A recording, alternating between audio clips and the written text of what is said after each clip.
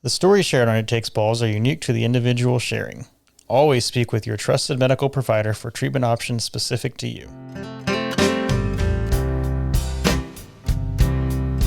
Welcome back to It Takes Balls, presented by Testicular Cancer Awareness Foundation. Today I'm joined by Jesse Beck. He's a ballet teacher and testicular cancer survivor. Jesse, thanks so much for being here. Thanks for having me. So I mentioned you're a ballet teacher. Tell me a little bit more about who you are before we talk about your testicular cancer. Yeah, so I studied dance since I was 12 years old. Went to New York, studied dance there, did it for a while, and then stopped and went into a different field entirely, and ended up in finance, which is technically still where I am. When I came back to California from New York, I got back involved with ballet and got back involved with that world. And so while I was going through treatment, I actually just, went on disability for everything else and stayed with ballet through the treatment. And it really was kind of like that beacon back to creativity and something I knew and loved during a very tumultuous time. So it re-entered my life kind of at this moment. Yeah, and I know in your submission here that you mentioned like that you saw the Nutcracker or somehow were involved with the Nutcracker around the time of your diagnosis. I mean, do you recognize the coincidence there? I hear the irony, and I was like, yep, definitely the Nutcracker. Someone had to go so it was the Nutcrackers when around the time you found out you had testicular cancer? I was like, oh, I hear it now. I hear it. But yeah, it was right around that time. So what was it that you noticed initially that led you to be seen? So mine was it was all in back pain. And so I had moved to California to be closer to family, Northern California. And I started having this really deep lower back pain, probably around, September, October of 2024. And it just got increasingly worse. And so I was going to a chiropractor. I was doing all the things that normally would work. And because I was dancing again, I was like, well, maybe my body's just saying, hey, you're old, slow down. So it finally just kept getting progressively worse till through November. Then to the point where, I couldn't lay on my back. I couldn't walk very well. I couldn't sit for very long. I couldn't stand for very long. There was not a lot I could do. So by that point, my sister was like, okay, you need to go see a doctor. So I went to see a doctor, and he was like, Ed, this is the beginning of December. And he was like, okay, great. We'll, do all the normal things for back pain. We'll get a x-ray. And then I happened to mention to him, I said, it kind of hurts when I push on my abdomen. And I said, I don't know if that has to do with anything. And he goes, well, let's do a couple blood work while we're at it. And so obviously the x-ray came back with nothing, and the blood work came back with something. And so long, we kept going. And as I was having this back pain that kept getting progressively worse, they just didn't know what was causing it, but they knew there was something that now was more serious than it just being some, slip disc. So what was happening was I was having lower body swelling. So everything lower extremities was starting to swell up. Then they thought it was autoimmune. They're like, we now think it's autoimmune. We're going to do one more test. She's like, we're going to check for cancer. We don't think it's that, but just to be sure, we're pretty sure it's autoimmune. And what doctor is it? Is this your primary, or who are you seeing at this point? Primary. Okay. Yeah, this is my primary. She was great. She was great during all of it. I was at UC Davis, or am at UC Davis. And so she was like, we'll find that out. And then I get the email and the text, and they go, we see these enlarged lymph nodes. So what had happened was, it had spread to the lymph nodes, and particularly one lymph node that just got bigger and bigger and bigger. And that tumor just kept expanding, where it pushed into the spine, and they thought it metastasized to the bone.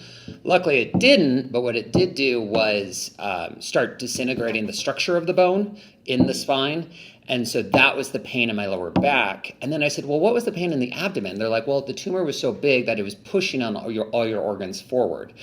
So I was kind of pushing both ways out there. The good part is it was really just like one major one, a few small tumors in the front, but it wasn't anything that went above my diaphragm. So there was nothing in the lungs. That was their big thing. So that was kind of my journey to find out what it was. Interesting. Okay. Was there ever anything with one of your testicles? So it was never hard. So I remember kind of like testing, and again, it was back pain, and I did not know that back pain could be a symptom of any of this. So I remember, doing a self-exam and going, well, it's larger, but also everything down there is swollen. Legs are swollen, calves are swollen, so everything's swollen down there. So so I was like, well, that must be it.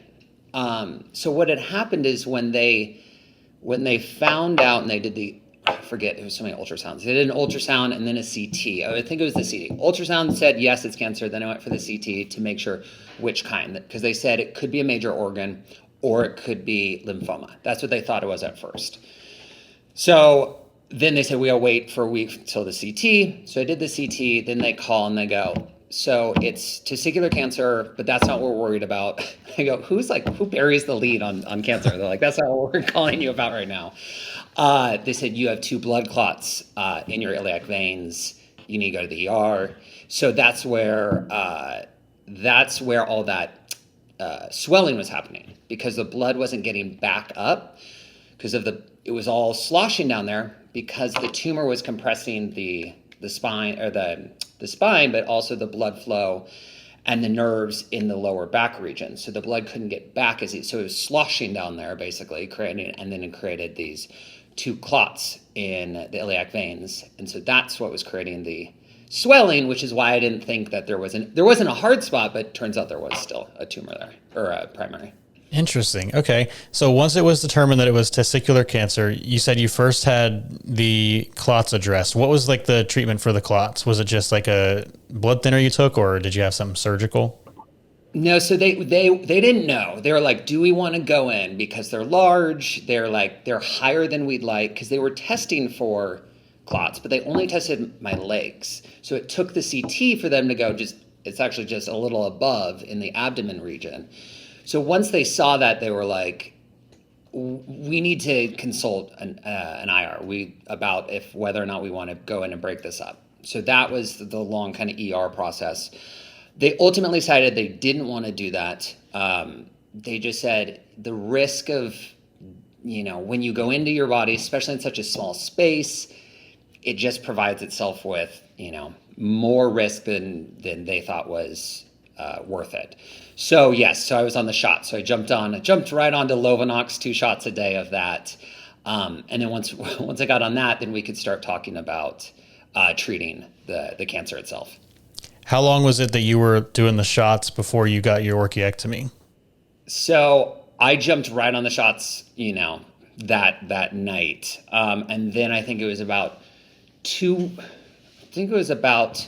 I needed to have the scan. That's when they thought it was metastasizing, because I went in for pain again to the ER. And then they said, we think it's spread to the bone, to your spine.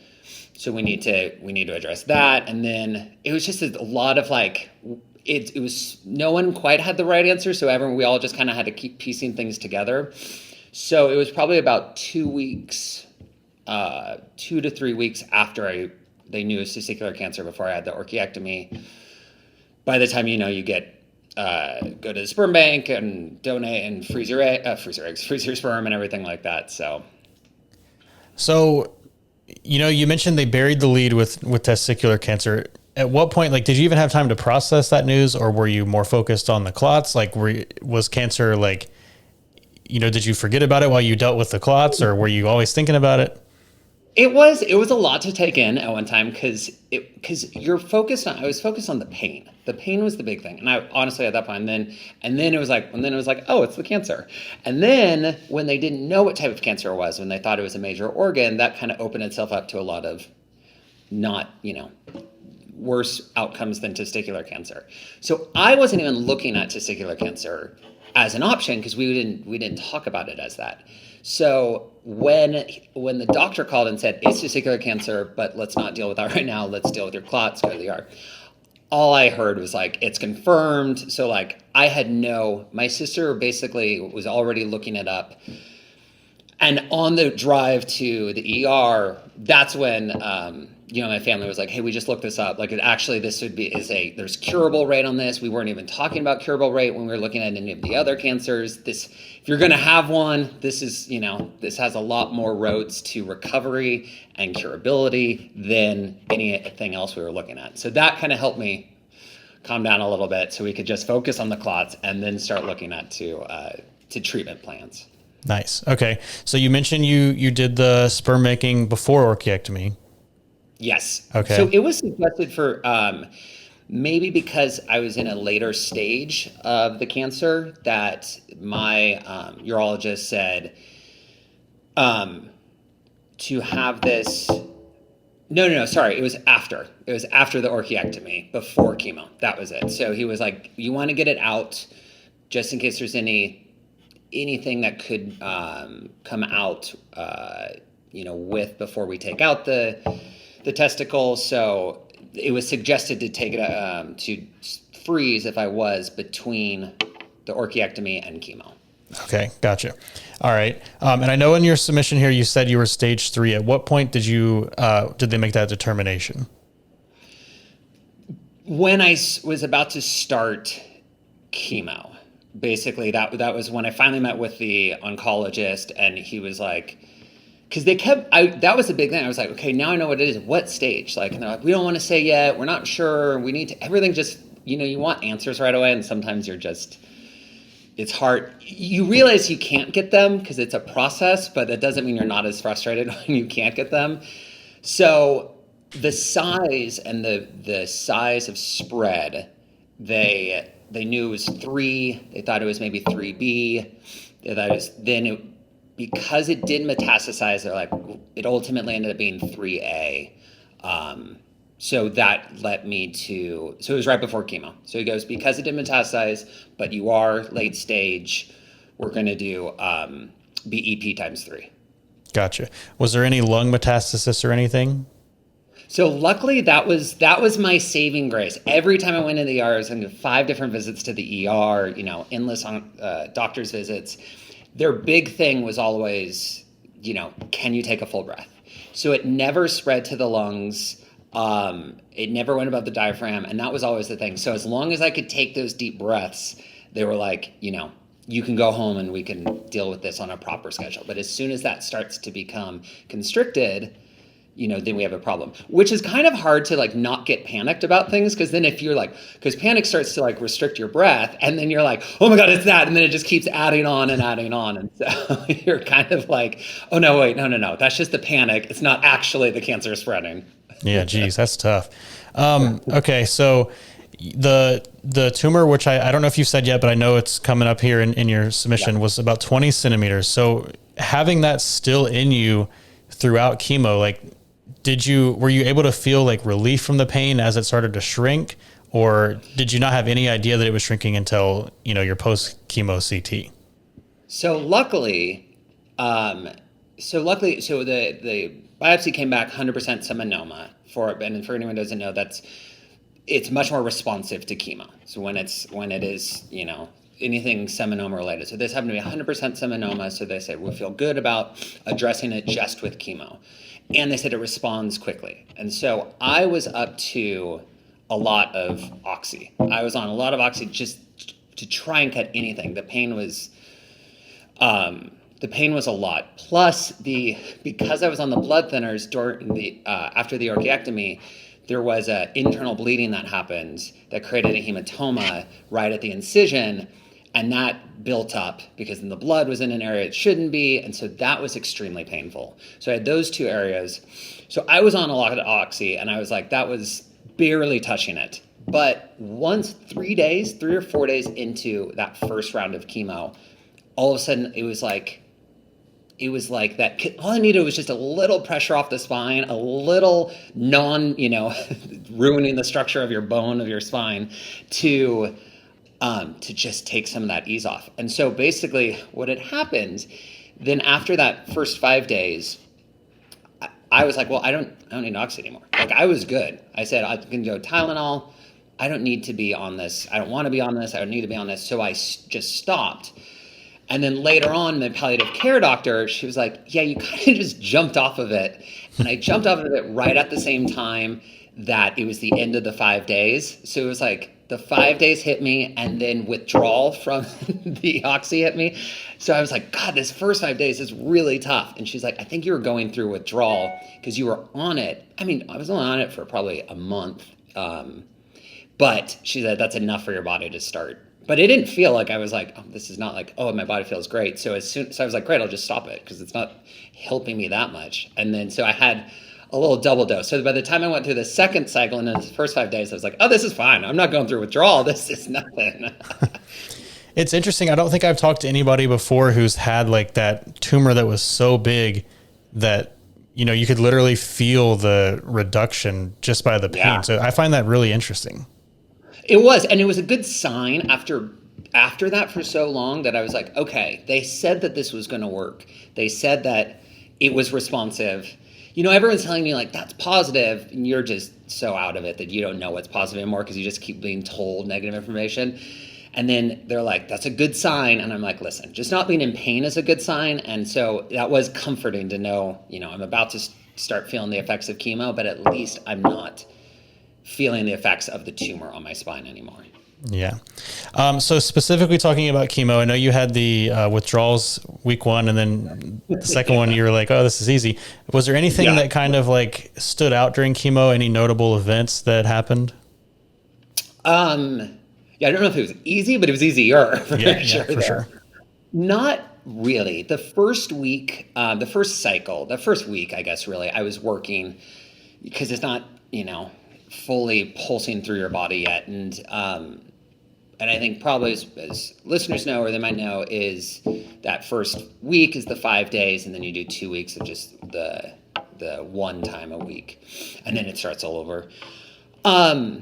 Not really. I think everything started affecting you that second cycle. By the time you kind of start that, so that fourth week, that's when I was like working was out of the question. Like I couldn't really focus on work at the time.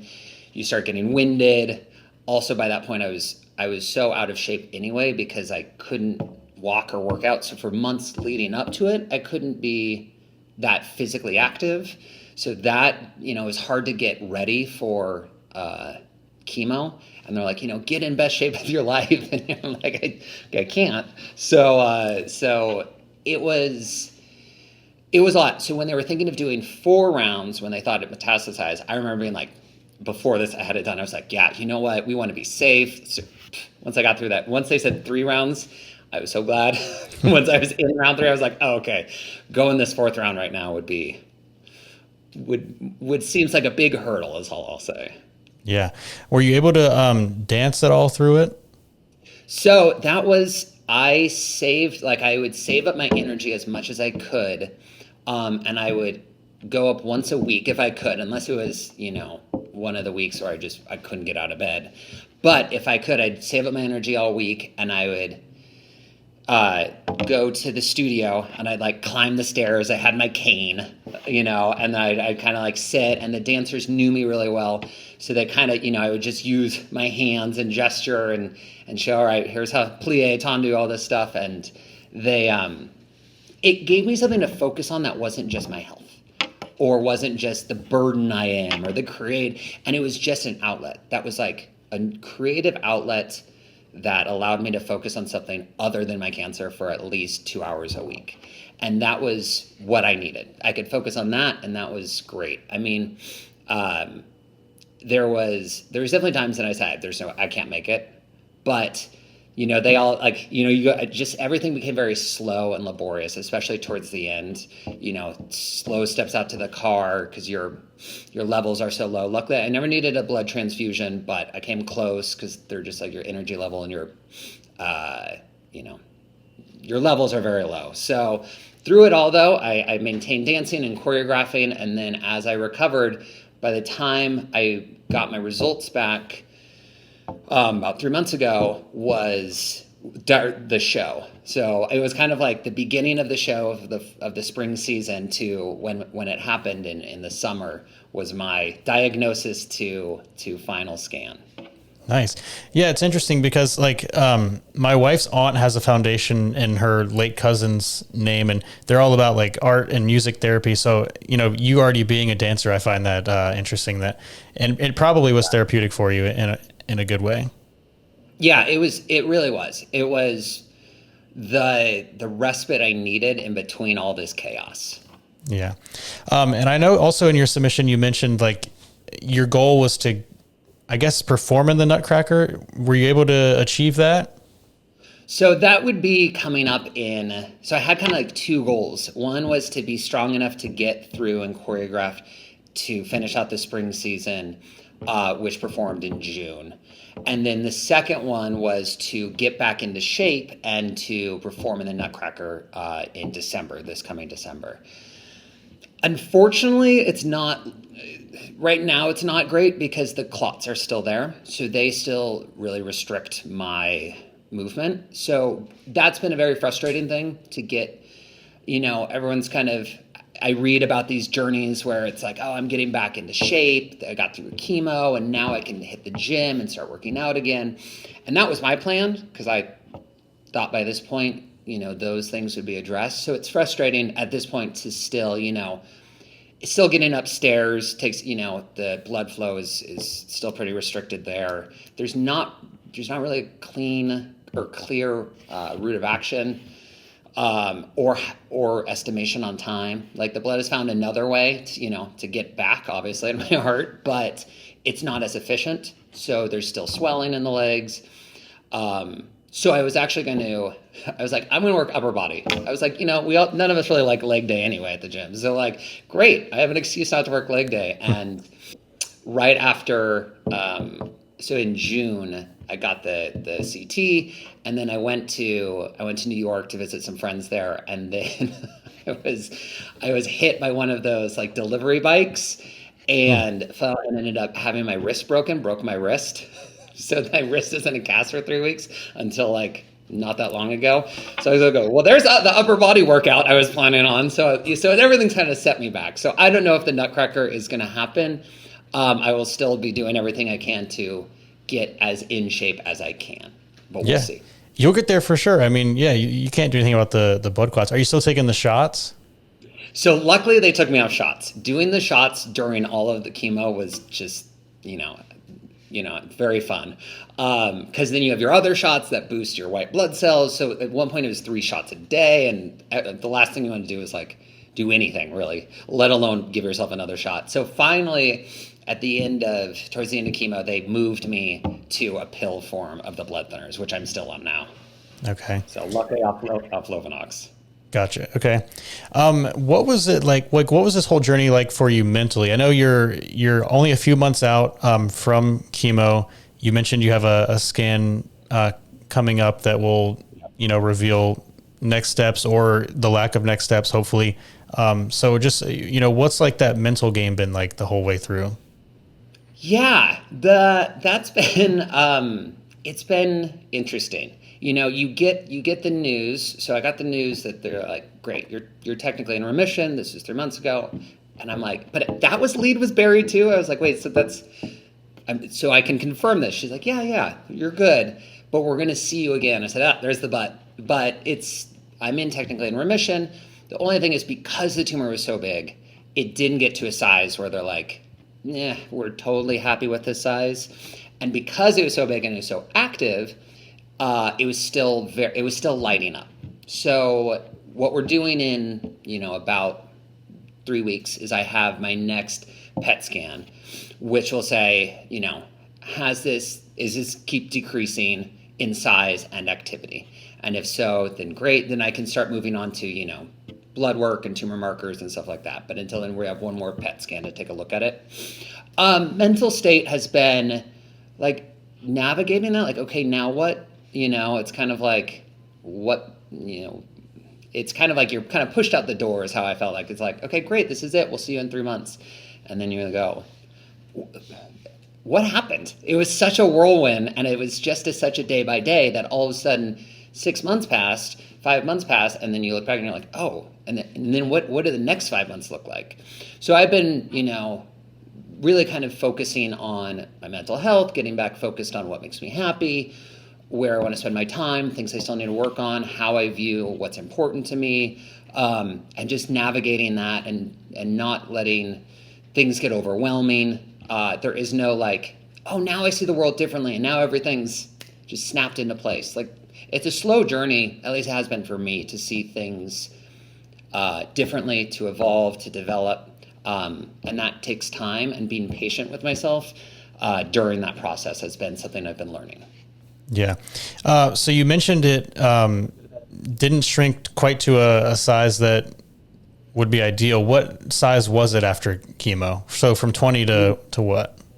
It was 3.5. It was 3.5 millimeters, and then no, 3.7. 3.7, and it needed to be like 3.2 or 3.5. It was just over, and then it lit up to, I think it's SV used, on the PET. It was 18.9 during its peak in February, and then it lit up to 5.7. So comparatively, it was great. 5.7 is still pretty bright, but comparatively, that's a great, drawdown.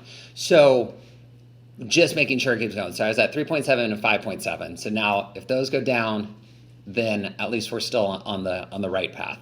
And Yeah. then I can kind of keep focusing on going forward. What has your support system been like? I know you mentioned you moved out to California to be closer to family. Your sister was with you in the car on the way to the ER. What has that been like?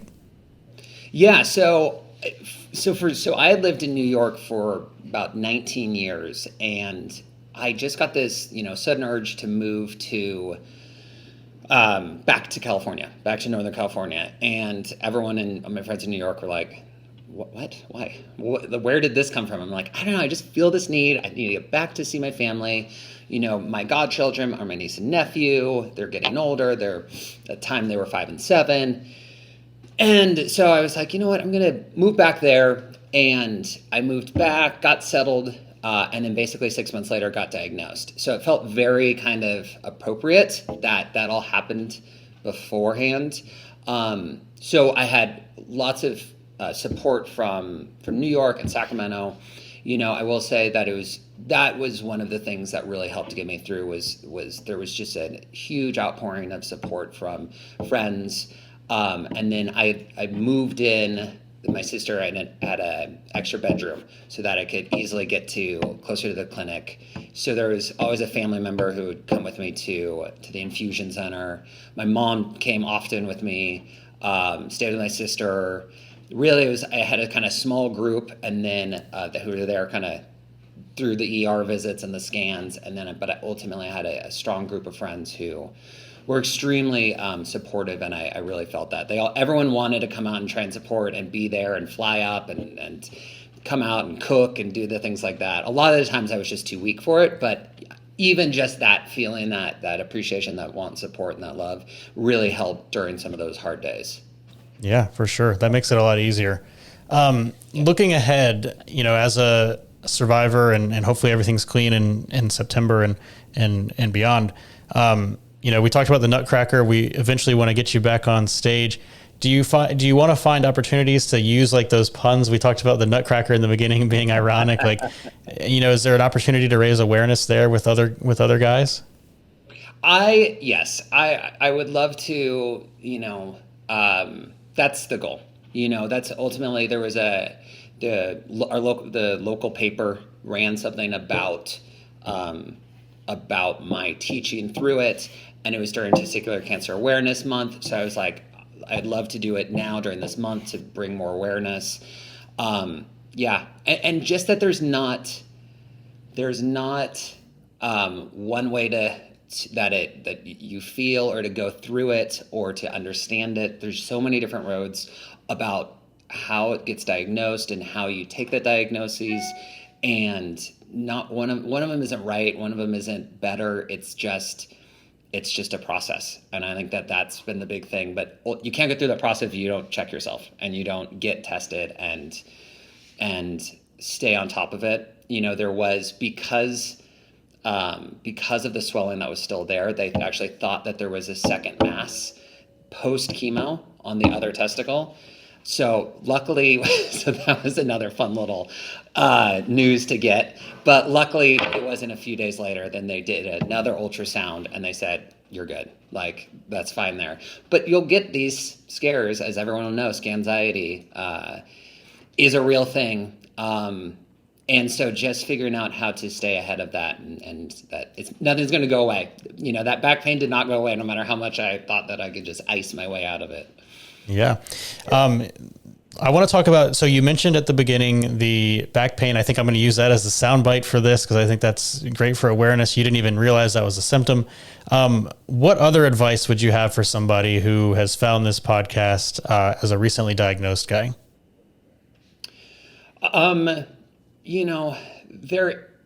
What helped me was that there are so many people who have gone through this before. This is new for us as you've gone through it, but it's not new for the oncologist or the urologist or the palliative care doctor or your primary care doctor or the nurses and all the amazing people who help you through this.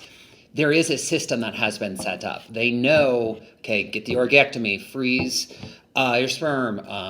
We're going to do 3 rounds. Then we're going to do a PET. Then we're going to do another. And it feels very scary because it's new, but there is a regimen. There is a proven regimen that gets you to what is ultimately the goal of cure. And not when I was looking at, when we were looking at autoimmune disease, we weren't talking cure.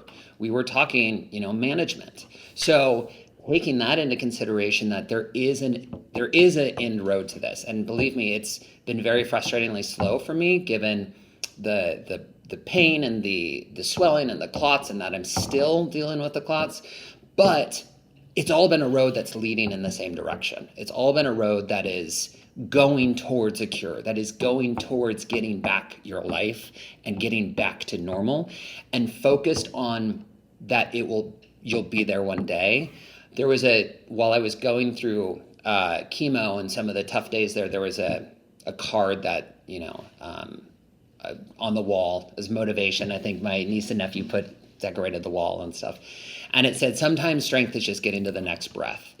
And there's sometimes they're like, I can't think about where I'm going to be in 6 months, like a month, or just the next breath, to the next hour, to the next day. And then you realize you do make it, and you realize each day can start to get a little better and a little stronger, and that there is a path that is already established and set out.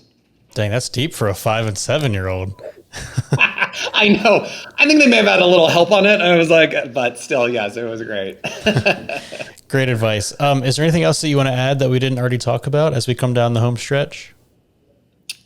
I don't think so. I think that it was heard, we were just talking this earlier, but during my chemo treatment, so I was 100% seminoma. So basically I was told that they're like, we don't do surgery for 100% seminoma. We treat it all with chemo. And then after chemo, they go, well, if it's not addressed, we could be looking at surgery, chemo. And I go, I thought you said surgery was off the table. They're like, actually, the study just came out that looks at it may be more beneficial. So my advice would just be that though it is structured, there is evolution, and there is things that will change. And, you've heard it a million times, is be your own advocate. Feel what feels right to you. What doesn't feel right, take a moment. Sometimes everything moves so fast that you're just kind of being absorbed in it, and understanding that once you're all through it, there's still a road ahead of how to mentally get yourself strong, and then physically get yourself strong, and just being patient with yourself, I think, is ultimately the key. Yeah, that's all great. Where can people find you if they want to connect? I'm on LinkedIn. It's probably the best. I kind of got silent on most of the social media, though I did join the Facebook group. I think it's how I kind of found this and found the podcast, which I found extremely helpful. But LinkedIn is the way to go. DM me. I'm always happy to share any sort of experience, or be as open about, what I went through, or resources that I found, or things that helped me. Sometimes it's just listening to a bunch of different stories and then making your own story from that is very helpful. So Jesse Beck on LinkedIn is the way to find me. Awesome. Jesse, thank you so much for being on It Takes Balls. Awesome. Thank you so much. Thank you for doing this. For more information and resources for your testicular cancer journey, visit testicularcancerawarenessfoundation.org.